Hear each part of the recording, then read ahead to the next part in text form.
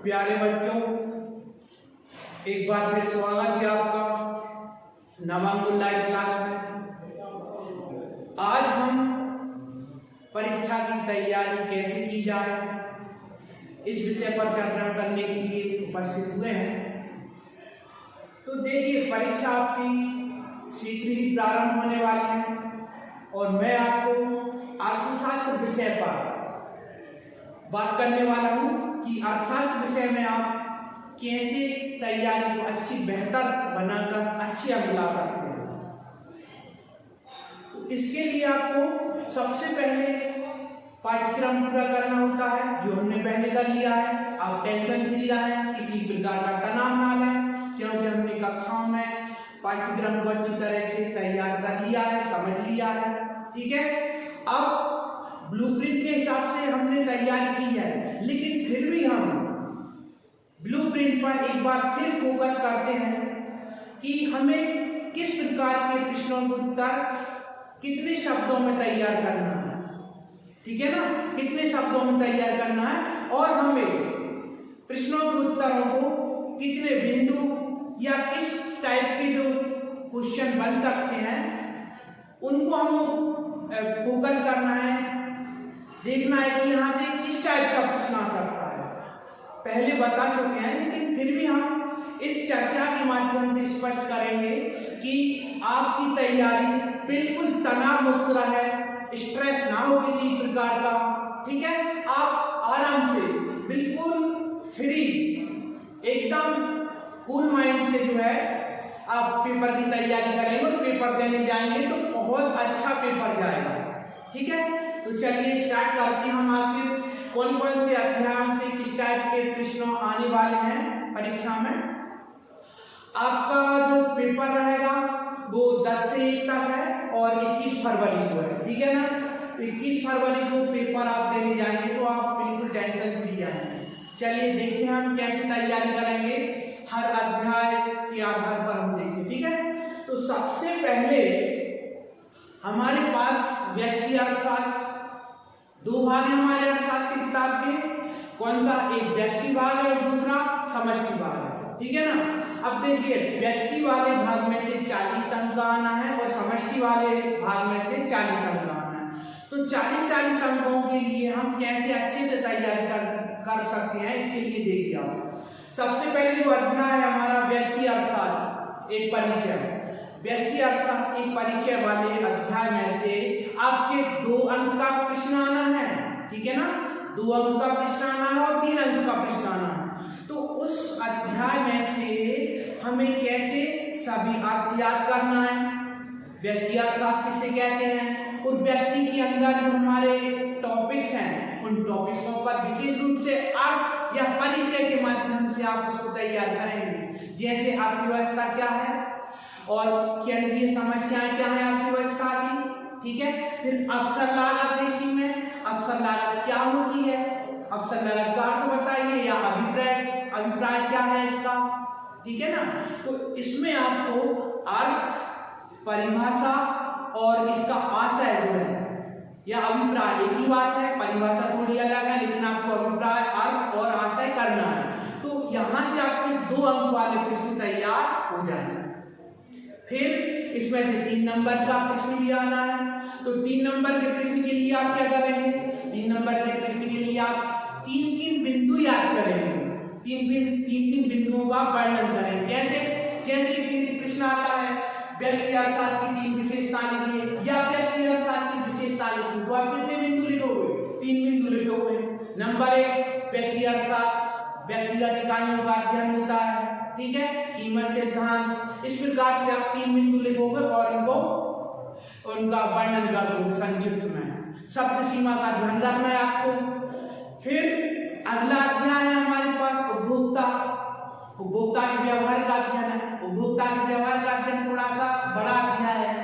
ठीक है ना, उपभोक्ता के व्यवहार के अध्ययन में आप उपयोगिता को पढ़ोगे और उपभोक्ता का संतुलन पढ़ोगे। लेकिन यहाँ से कितने अंक का? 2 अंक का प्रश्न भी आना है और 4 अंक का प्रश्न भी आना है। सबसे बड़ा प्रश्न 4 अंक का है, तो उसी अध्याय में से आएगा, आपको मालूम है। देखना, 2 अंक में तो हमेशा वही करना है आपको, सभी टॉपिक्स किसके या बिंदुओं के अर्थ पढ़ेंगे, जिनको अर्थ आशा या जो क्या बोलते हैं उसको अभिप्राय के रूप में आप एक ही आंसर लिखेंगे, ठीक है। फिर 4 विशेषताएं हो सकती हैं, 4 महत्व हो सकते हैं 4 नंबर वाले प्रश्नों को उत्तर के रूप में। जैसे कि आपको इसमें उपयोगिता की 4 विशेषताएं लिखिए, है ना। उपयोगिता की 4 विशेषताएं लिखोगे क्या लिखोगे, उपयोगिता व्यक्तिगत होती है, फिर उसको डैश लगा के आप उसको लिखो कैसे व्यक्तिगत होती है। जैसे कि एक वस्तु किसी एक व्यक्ति के लिए उपयोगी है तो यह आवश्यक नहीं कि दूसरे व्यक्ति के लिए उपयोगी है, तो उसको ऐसे वर्णन करना उसका। उसके बाद सीमांत उपयोगिता, जैसे सीमांत उपयोगिता के 3 रूप हैं, तो सीमांत उपयोगिता को समझाइए तो आप क्या करोगे, सीमांत उपयोगिता का अर्थ लिख देना और 3 रूप लिख देना उसके। तो इस प्रकार से 2 नंबर के अंक इसमें अर्थ के रूप में आ जाएंगे, अर्थ या अभिप्राय आशय के रूप में आ जाएंगे, तात्पर्य करके पूछ सकते हैं। और 4 नंबर में या 4 अंकों में इसमें आपके लिए 4 बिंदु अर्थात 4 महत्व या 4 विशेषताएं इस प्रकार के प्रश्न आएंगे, जिनकी आपको आंसर को डैश लगा के उनको वर्णन करना है। अब नंबर 3 पर क्या है, लागत है ना, लागत है। तो लागत वाले में आप क्या करोगे, लागत वाले में 4 अंक का एक प्रश्न आना है, ठीक है ना। लागत वाले में 4 अंक का प्रश्न आना है, तो वैसे 4 बिंदुओं के माध्यम से उसको समझाना है। ये प्रथम 3 इकाइयां रहेंगी आपकी। इसके बाद नंबर 4 पर रहेगा आपका क्या, पूर्ण प्रतियोगिता। अब नंबर 4 पे मैं बोल रहा हूं तो उसमें आपके पास ब्लूप्रिंट है सबके पास, और ब्लूप्रिंट को हमने कक्षाओं में पढ़ा है। जितनी भी कक्षाएं आपने अटेंड की है उन कक्षाओं में, जितनी मतलब क्लास आपने अटेंड की उनमें आपने समझा है कि ये 3 इकाइयां तो सेपरेट है, लेकिन 4, 5, 6 अर्थात चौथी कौन सी, पूर्ण प्रतियोगिता की स्थिति में फर्म का सिद्धांत। ये इसमें लिमिटेड प्रश्न है ना, लिमिटेड प्रश्न है। लिमिटेड प्रश्नों को आप अच्छे तरीके से तैयार कर सकते हैं। इसमें क्या पूर्ण प्रतियोगिता है, पूर्ण प्रतियोगिता इसमें कितने अंक आना है, 2 अंक आना और 3 अंक आना है। तो पूर्ण प्रतियोगिता जैसे ही हम जानते हैं कि पूर्ण प्रतियोगिता से क्या आशा है, ठीक है ना, तो इसको तो आना ही है पक्का है, बहुत संभावित अच्छे प्रश्न है। 2 अंक में आपको इसका आंसर लिखना। फिर पूर्ण प्रतियोगिता में पूर्ण प्रतियोगिता की विशेषताएं, क्या पूर्ण प्रतियोगिता एक कल्पना मात्र, ये 3 नंबर में आ सकते हैं, है ना। इसी के साथ इसमें पूर्ति भी पढ़ना, आपको ध्यान रखना, पूर्ति में भी 3 बिंदु से ज्यादा नहीं पढ़ना है। पूर्तिगार, पूर्ति का नियम, पूर्ति वक्र क्या है, ठीक है। वक्र को थोड़े से अच्छे लिख लेना, वक्र कैसा होता है, पूर्ति वक्र कैसा होता है, धनात्मक होता है, तो ये ओटी में आ सकता है आपके। इसी टाइप से 5वें नंबर पर जो इकाई बनाई है इस ब्लूप्रिंट में, वो है बाजार का संतुलन। बाजार का संतुलन भी जो है केवल 2 अंक का प्रश्न आना है। यहाँ से बाजार के संतुलन से केवल कितने, 2 अंक का प्रश्न आना है। अब 2 अंक का प्रश्न आना है तो आप इसमें से टॉपिक में से क्या करोगे, आप सभी के अर्थ कर लोगे जो अर्थ महत्वपूर्ण है, जो हमने पहले पढ़े थे। जैसे बाजार के संतुलन से क्या आशा है, या बाजार के संतुलन को समझाइए। फिर इसी में हमने कीमत छत पढ़ा था, है ना, कीमत छत पढ़ा था, कीमत छत क्या होती है, कीमत फर्श क्या होती है। और इसमें अच्छा एक अलग टाइप के प्रश्न कैसे बन सकते हैं, जैसे एमएसपी है, मिनिमम सपोर्ट प्राइस है, अर्थात न्यूनतम समर्थन मूल्य पर टिप्पणी लिखिए, तो आप उस पर टिप्पणी लिख सकते हो, उसका आंसर लिख सकते हो। इसके साथ ही बहुत महत्वपूर्ण रह सकता है बाजार का संतुलन किसे कहेंगे, या बाजार के संतुलन से क्या आशा है। इसको आप आसानी से कर सकते हैं। बाजार के संतुलन में आप केवल मुख्य बातें लिखोगे कि बाजार का संतुलन किससे होता है, मांग पूर्ति से होता है, तो आप केवल उसको लिखोगे, है ना। इसके साथ साथ साम्य बिंदु, बाजार का साम्य बिंदु क्या हो सकता है, इसको बोल देना। फिर इसी क्रम में नंबर 6 पर क्या लगा है, प्रतिस्पर्धा रहित बाजार। प्रतिस्पर्धा रहित बाजार में से भी 2 अंक का प्रश्न ही आएगा, आप इसको ध्यान रखना। 2 अंक का प्रश्न आएगा तो हम यहां से भी क्या करें, प्रतिस्पर्धा रहित बाजार में आप देखो क्या अल्पाधिकार क्या होता है, अल्पाधिकार की 2 विशेषताएं लिखिए, है ना। अल्पाधिकार की स्थिति कैसी होती है, तो इसमें आप 2 नंबर का लिखोगे, उतनी ही तैयारी करोगे। मतलब यहां से हमने क्या सीखा इस चर्चा में, भाग 1 में भाग 1 में इकाई 5 और 6 से केवल 2 अंक का प्रश्न आना है, तो आप केवल अर्थ और मूल टॉपिक की धारणा को ही तैयार करें, ठीक है। और चौथी इकाई में हमने बात की थी इसमें, तो चौथी इकाई में 3 बिंदु आना है, 3 नंबर का आना है। तो आप उस अध्याय में से पूर्ण प्रतियोगिता वाले में से कुछ मुख्य क्वेश्चन है, जैसे पूर्ण प्रतियोगिता विशेषता बताए, पूर्ण प्रतियोगिता कल्पना मात्र समझाइए, है ना। पूर्ण प्रतियोगिता में फर्म के सामने को समझाइए, पूर्ण प्रतियोगिता मांग वक्र को समझाइए। तो इसको संक्षिप्त में लिखना है, ठीक है, और 2 नंबर वाला आप लिखेंगे। तो ये प्रारंभ की 3 इकाइयां, 3 और 4 बिंदु करना है, दूसरी से 4 बिंदु करना है, पहली से 3 बिंदु करना, अर्थ करना है। इसके बाद चौथी, 5वीं और 6ठी से सभी में अर्थ और 2 बिंदु करना है। केवल चौथी में 3 बिंदु कर लेना, क्योंकि वहां पर 3 बिंदु का या 3 नंबर का आएगा, ठीक है। तो ये था हमारा भाग 1। भाग 1 को ब्लूप्रिंट के हिसाब से हमने समझने का प्रयास किया। आप उसमें बिल्कुल गलती ना हो, 2 अंक में केवल कोई लिखना, अर्थ आशा वगैरह। फिर अब देखिए इकाई या भाग 2 देखिए। भाग 2 समष्टि अर्थशास्त्र है। क्या है? समष्टि अर्थशास्त्र। समष्टि अर्थशास्त्र में हमको क्या लिखना है? वे इकाइयां, सबसे पहले राष्ट्रीय आय, समष्टि अर्थशास्त्र है। समष्टि धारणा है। समष्टि धारणा में हमने पहले पढ़ा है, आपको मालूम है हमने क्या पढ़ा है? समष्टि धारणा में हमने पढ़ा है कि अंतःक्षेपण क्या होता है, आय का चक्रीय प्रवाह क्या होता है ना, रिसाव क्या होता है। ये बिल्कुल विशेष ध्यान रखना आपको, क्योंकि यहाँ से समष्टि अर्थशास्त्र से 2 नंबर का प्रश्न आएगा। तो 2 नंबर में आपको क्या करना है?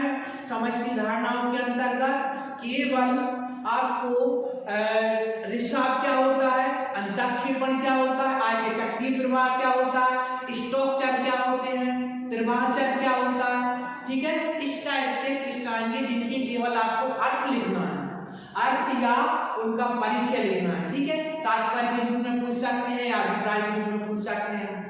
इसके बाद राष्ट्रीय आय। राष्ट्रीय आय और राष्ट्रीय आय में से क्या है? राष्ट्रीय आय अगली इकाई। राष्ट्रीय आय से आपका 2 नंबर और 4 नंबर का प्रश्न आता है। तो राष्ट्रीय आय में आपके अर्थ आ जाएंगे, राष्ट्रीय आय किसे कहते हैं। फिर इसके अंतर्गत जो धारणा है आपने पढ़ी है ना, राष्ट्रीय आय की धारणा। राष्ट्रीय आय की धारणा में आपने पढ़ा सकल घरेलू उत्पाद क्या होता है, शुद्ध घरेलू उत्पाद क्या होता है, ठीक है। सकल राष्ट्रीय आय, शुद्ध राष्ट्रीय आय, इस प्रकार की धारणा को लिखना आपको। व्यक्तिगत आय क्या होती है, निजी आय क्या होती है, ये धारणा आपको लिखना। अच्छा, इसी में से 4 नंबर का प्रश्न आएगा। 4 नंबर का प्रश्न आपको आ सकता है, राष्ट्रीय आय का महत्व लिखिए, ठीक है, इस बात पर ध्यान देना। 4 नंबर का प्रश्न जो बनेगा, राष्ट्रीय आय का महत्व लिखिए, या आप सकल घरेलू उत्पाद की विशेषता लिखिए, राष्ट्रीय आय की उत्पाद विधि को समझाइए, आय विधि को समझाइए, ये 4 नंबर में रहेंगे, ठीक है। फिर अगली इकाई आपकी जो मुद्रा एवं बैंकिंग वाली है, मुद्रा बैंकिंग में भी 2 नंबर और 4 नंबर के प्रश्न आना है, आपको मालूम है, ब्लूप्रिंट में लिखा है सब। तो वहां से क्या करोगे, हमें 2 नंबर और 4 नंबर के प्रश्नों का उत्तर तैयार करना है। 2 नंबर के प्रश्नों का उत्तर तैयार करने के लिए हमें सबका आशय लिखना है, परिचय या अर्थ लिखना है। और 4 नंबर के प्रश्न तैयार करने के लिए जैसे आ सकता है केंद्रीय बैंक के कार्य लिखिए, या फिर व्यापारिक बैंकों की एजेंसी संबंधी 4 कार्य लिखिए। फिर अगली इकाई जो है आय एवं रोजगार का निर्धारण, इसमें से 3 नंबर का आना है। बजट पे 3 नंबर का आना है ना, बजट पे 3 नंबर। तो वहां पे क्या लिखोगे आप? 3 बिंदु लिखोगे। 3 नंबर में आप अर्थ तो बोलेंगे नहीं, अर्थ पूछेगा नहीं, है ना। 3 नंबर में आ सकता है 3 बिंदु लिखिए या बजट को समझाइए, तो थोड़े शब्द सीमा के हिसाब से आपको वहां समझाना। और लास्ट में आपकी जो इकाई है खुली अर्थव्यवस्था। खुली अर्थव्यवस्था में अपने यहाँ पे एक भुगतान संतुलन वाला जो चैप्टर है उसको रखा है। भुगतान संतुलन में केवल 2 नंबर का प्रश्न आना है, ठीक है ना। भुगतान संतुलन और विदेशी विनिमय दर। तो भुगतान संतुलन वाले विदेशी विनिमय दर वाले अध्याय में आप 2 नंबर के प्रश्न कैसे तैयार करें? भुगतान संतुलन से आशय, व्यापार संतुलन से आशय, और इसमें विशेष प्रश्न कैसे आएंगे? जैसे बड़े बड़े प्रश्नों उत्तर होते हैं ना, बड़े बड़े प्रश्नों का उत्तर में क्या होता है? बिंदु लिखे होते हैं 4, 5, 6। तो उन बिंदुओं के भी उत्तर प्रश्न बन सकते हैं। जैसे भुगतान संतुलन और व्यापार संतुलन की जो मध्य है ना, दृश्य मध्य और अदृश्य मध्य, तो आ सकता है दृश्य मध्य किसे कहते हैं, अदृश्य मध्य किसे कहते हैं, समझ में आ रहा है। फिर इसी प्रकार से विदेशी विनिमय दर में पूछ सकता है कि विदेशी विनिमय दर क्या होती है ना।